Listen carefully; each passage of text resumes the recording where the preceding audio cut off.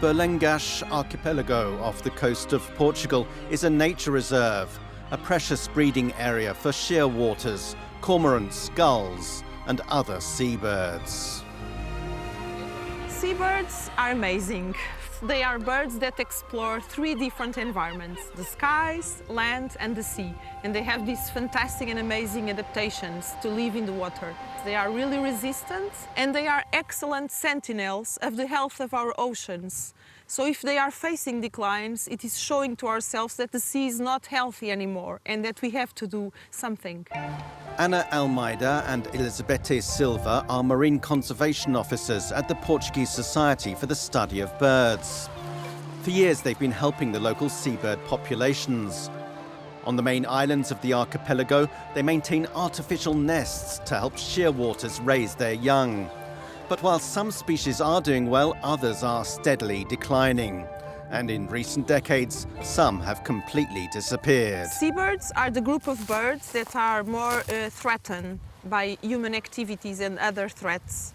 For example, Balearic shearwater, it's the most threatened seabird species in Europe. She uses this area during winter, and the predictions say that in 60 years, if we don't do anything, she will be extinct. She will not exist anymore. So we have several species facing different threats and having severe declines in its populations.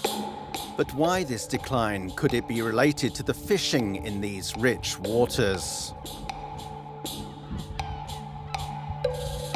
Half of all seabird populations in Europe are declining or considered threatened.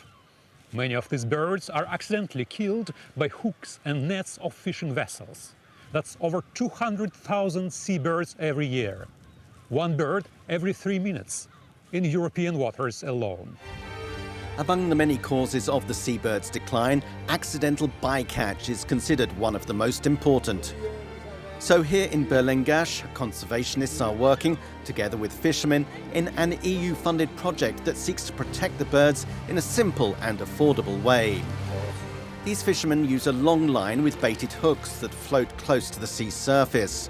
Birds that dive for the bait can get hooked and injured or even killed. For the fishermen, such accidents are not just upsetting, they damage their gear and decrease catches. We don't like it because in addition to capturing the animal, it messes with our work. If a bird gets trapped, we won't catch any fish in the entire area. Researchers tried many ways to keep the seabirds away. But what seems to work best is this simple, scary bird. It flies like a kite, looks like a predator, and can be placed at sea close to the fishing lines, scaring real birds away from the danger zone.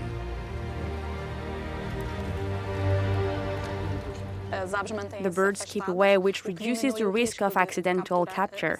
That's a very good result because it's a very simple tool that is a win-win for both the birds and the fishermen. The research project, Medvež is now assessing the results with the goal of helping protect seabirds in other parts of Europe and the world as well. But what about life underwater? Lost fishing nets carry on trapping marine animals for ages. Removing them can be expensive and risky for divers. And with time, fishing nets fall apart into tiny fragments that find their way into the food chain and eventually our meals. Nets are made of plastics, so we have all the problems that we see today of plastics in the water, and they can produce small pieces of plastic and eventually microplastics, which can end up being food for the fish and end up in the food chain, or they can absorb a lot of pollutants that are in the water.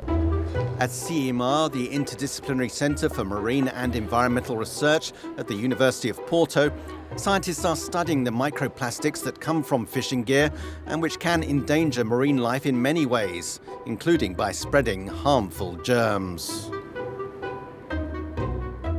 There are some bacteria and some microorganisms that absorb to the plastics. It's like a new home for them. So the problem is not only physical, but it's also that microplastics can work like a transporter of other contaminants to the old wildlife that ingest them.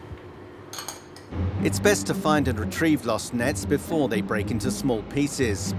The CMR researchers teamed up with robotic engineers from the INESC Tech Institute for another European project, NetTag. They've designed Iris, a robot that can find its way underwater using acoustics and artificial intelligence.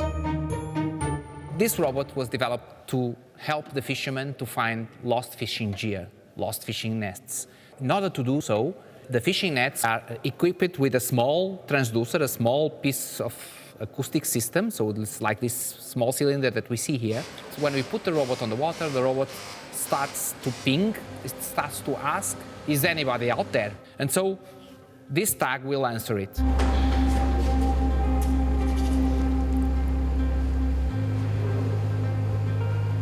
So the robot can find its own way towards the net.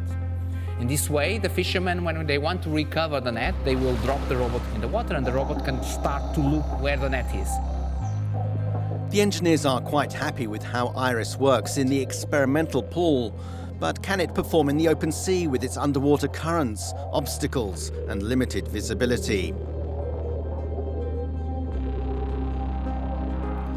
To find out, we go on a field trip with local fishermen.